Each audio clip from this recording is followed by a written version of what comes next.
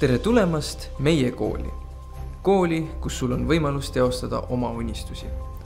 Kui tavaliselt jagunevad gümnaasiumiõpilased 3 õppesuunda, reaalia, humanitaaria ning loodusained, siis meil saad ise luua endale sobiva õppekava, valides 23 erineva mooduli vahel.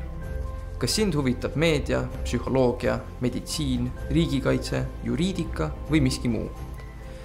Sageli annavad tundi tuntud külalisõpetajad.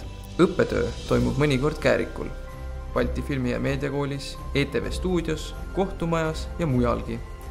Silmaringi avardamiseks toimuvad õppereisid välismaale. On käidud Londonis, Pariisis, Münchenis, Berliinis ja Roomas.